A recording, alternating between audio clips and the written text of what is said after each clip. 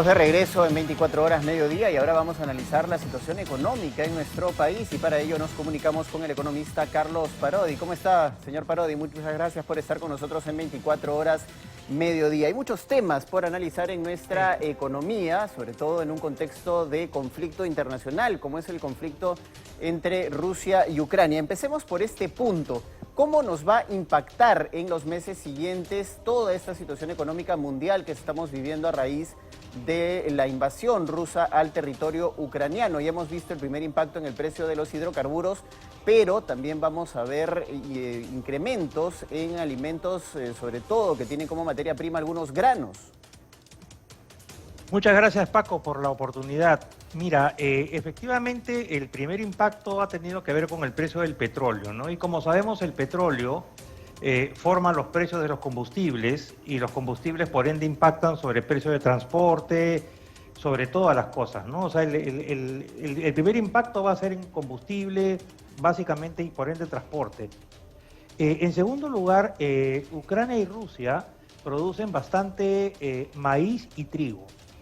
El maíz es el principal alimento de los pollos, entonces, y de los pavos, ¿no? Entonces, si es que el maíz sube de precio, como ya está ocurriendo y de manera bien rápida, eso va a tener un impacto sobre todos aquellos productores de aves que importan el maíz de cualquier parte del mundo.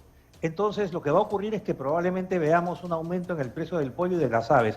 Por el lado del trigo, el trigo sirve para hacer fideos, para hacer galletas, para hacer pan, para hacer tortas. Entonces, evidentemente, al subir la harina, obviamente va a subir de precio fideos, etcétera, ¿no? Pan y varias cosas más. Si le sumamos a esto el petróleo que influye en el transporte, vamos a tener un combo, por así decirlo, bastante complicado, Paco. Ahora, ¿qué es lo que puede hacer el gobierno para poder tomar medidas que puedan paliar precisamente los impactos internacionales que genera todo este contexto bélico, ¿no? Este contexto de conflicto? Bueno, una medida que se puede tomar es reducir de manera temporal el impuesto a la gasolina, por ejemplo, a los combustibles en general, el impuesto al maíz, el impuesto al trigo, para de alguna manera paliar la situación de manera temporal. Es decir, si bien es cierto bajar esos impuestos va a implicar una menor recaudación por parte del gobierno, también es verdad que el año pasado hemos cerrado las cuentas fiscales no tan mal, o sea, yo diría bastante bien, ¿no? Con una brecha fiscal, un exceso de gastos sobre ingresos bien pequeñito. Por lo tanto, si ahora queremos ayudar a la población, como creo que hay que hacerlo, una propuesta podría ser eliminar o reducir temporalmente el impuesto a esos granos, el impuesto al combustible, para que no se refleje en el precio de lo que las familias en el Perú pagan, ¿no? Esa es una sugerencia.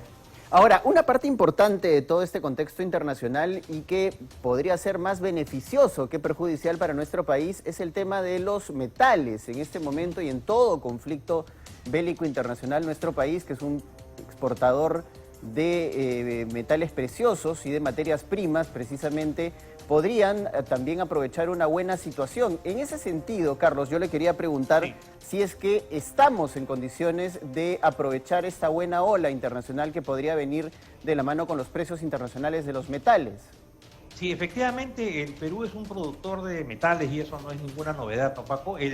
Básicamente cobre, oro, zinc, por mencionar a los tres más importantes, ¿no? El oro ya está subiendo hace 2 o 3 semanas fuerte, porque el oro es un activo refugio, es decir, es un activo al cual los inversionistas corren, digamos, sacan su dinero de la bolsa de valores que está medio turbulenta con esta situación y se van a un activo refugio que es el oro. Ahí hay una primera posibilidad para Perú.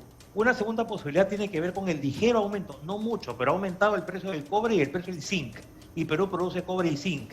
Quiere decir que debemos aprovechar esa oportunidad, pero la pregunta es buena porque es la siguiente. ¿Estamos preparados para eso? Bueno, como sabemos, Paco, en las últimas semanas, ya 2 o 3 meses, han habido problemas con la obstrucción de carreteras y una serie de cosas vinculadas con minería, ¿no?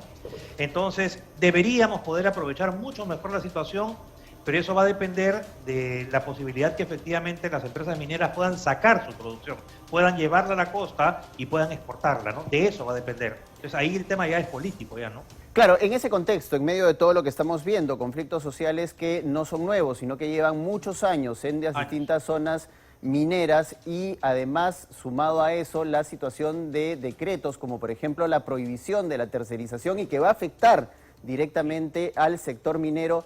¿Estamos aprovechando? Pareciera que no, la verdad, esta situación. A mí me parece, Paco, que no la estamos aprovechando y es lamentable porque, ¿sabes qué ocurre? Que si por un lado, pues, digamos, sufrimos el golpe del trigo, del petróleo, del maíz, deberíamos intentar compensar ese golpe negativo con lo positivo que nos pueden dar los minerales, ¿no? Pero no lo estamos aprovechando, sino estamos haciendo, no digo todo lo contrario, pero no estamos aprovechando el buen momento que tendríamos que aprovechar ahora más que nunca. Claro, en ese sentido lo conveniente sería quitar un poquito el piloto automático mediante el cual se ha manejado precisamente este tema en los últimos meses y se deberían tomar acciones mucho más concretas para aprovechar precisamente el valor de los commodities. Desde el Ministerio de Economía y Finanzas, Carlos, ¿usted cree que se podrían tomar estas medidas, las llamadas medidas contracíclicas, para precisamente beneficiar nuestra economía? Mira, Paco, de poder se puede, dinero hay. Yo espero que el gobierno, a través del MEF, del Ministerio de Energía y Minas, etcétera, actúen y rápido. Porque, ¿sabes qué está pasando, Paco? Que lo que estamos viendo es que el petróleo está subiendo todos los días. Entonces acá, digamos, así no hay mucho tiempo para pensar. Hay que actuar con políticas contracíclicas, como bien mencionas, por parte del MEF, para tratar de amortiguar el impacto que de todas maneras lo vamos a recibir, ¿no? Ahora, ¿qué tanto lo vamos a recibir? Eso va a depender, entre otras razones, de cuánto dura este conflicto. Y parece ser que están entrando en una situación en la que se está quedando como en una inercia que va a durar bastante, ¿no? Entonces, si ese fuera el escenario, sería muy complicado para Perú, ¿no?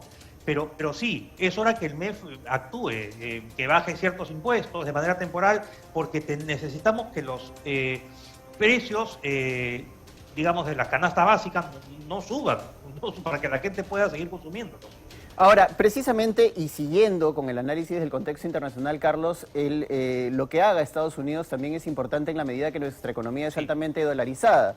La Reserva Federal ha anunciado que probablemente para finales de este mes o inicios del mes de abril suba su tasa de interés, lo que evidentemente va a encarecer el precio del dólar y esto en un contexto internacional va a generar un efecto dominó. ¿Qué podríamos hacer precisamente para al alza de los combustibles, al alza de los alimentos, productos del contexto internacional, no tengamos que enfrentarnos a un alza del precio del dólar que podría nuevamente alcanzar algunas cifras superiores a las que vimos el año pasado? A ver, lo que pasa es lo siguiente, lo que pasa es que la principal herramienta para combatir la inflación es la tasa de interés de los bancos centrales. Entonces, la tasa de interés de la Reserva Federal, que es el Banco Central de los Estados Unidos, está en 0%, es decir, está en el mismo nivel que estaba durante la pandemia. Entonces, lo que la Reserva Federal ha anunciado es, como bien dices, a fines de este mes probablemente haya un aumento, no ha dicho de cuánto, además han anunciado 4 aumentos más a lo largo del año, pero tampoco se ha dicho de cuánto. Yo lo que creo es que va a venir un aumento rápido de la tasa de interés. ¿Por qué? Porque la inflación en los Estados Unidos inclusive está por encima de la inflación en el Perú. Entonces, ese es un problema que Estados Unidos tiene que enfrentar. Pero ¿eso en qué sentido nos afecta? 2 canales a través de los cuales nos afecta. Si la Reserva Federal sube su tasa, como que lo va a hacer, lo primero que ocurre es que los dólares que están acá se van a ir hacia allá atraídos por la mayor tasa o por la mejor combinación de tasa con seguridad. Y por ende, la salida de dólares de acá va a originar que hayan presiones hacia del tipo de cambio hacia arriba. Segundo canal, cuando un banco en el exterior le quiere prestar a un banco que está en el Perú, toma como referencia la tasa de interés de la FED, de la Reserva Federal, del Banco Central de Estados Unidos. Entonces, si esa tasa sube, el banco en el exterior, cuando le presta a un banco en el Perú, va a negociar a partir de ese valor hacia arriba. No es lo mismo que eso esté en 0 a que esté en 2 o en 3. Con lo cual, lo que trato de decir es que esto va a influir no solamente sobre un mayor tipo de cambio, sino también sobre una mayor tasa de interés, que se combina con el hecho que el Banco Central de Reserva del Perú viene subiendo su tasa de interés, que ya está en 4%. Entonces, todo apunta a que este año vamos a tener un aumento en tasas de interés y presiones hacia el alza en el tipo de cambio. ¿Qué se puede hacer frente al tema del tipo de cambio? Bueno, el Banco Central puede amortiguar el aumento a través de la venta de dólares, pero sobre todo, Paco, tendríamos que crear una situación en la cual los dólares fluyan hacia el Perú de manera natural. mayores exportaciones mineras, mayor cantidad de inversión extranjera, para que los dólares vengan y esa mayor cantidad de dólares amortigüe el impacto y baje el tipo de cambio. Y con eso estamos ayudando a toda la población porque los precios van a subir mucho menos o no van a subir. Pero esa es una decisión que depende del gobierno, ¿no? Ahora, es un tema importante también hablar sobre los mercados alternativos, que sobre todo las pequeñas empresas exportadoras de nuestro país van a tener que buscar en este contexto internacional bastante agitado. ¿Está trabajando en ese sentido, por ejemplo, ministerios como Produce o Comercio Exterior y Turismo, para generar los espacios alternativos para que las exportaciones peruanas, sobre todo, repito, de los pequeños exportadores, no se vean perjudicados en este contexto internacional de guerra? Es muy buena la pregunta, Paco. Yo he estado revisando en las páginas del ministerio que mencionas y no hay nada al respecto. Lo que hay que hacer y que es urgente es reorientar los esfuerzos de los pequeños empresarios que exportan a otros mercados. Por ejemplo, puede ser India, que es un mercado muy grande, o en el mismo América Latina, ¿no?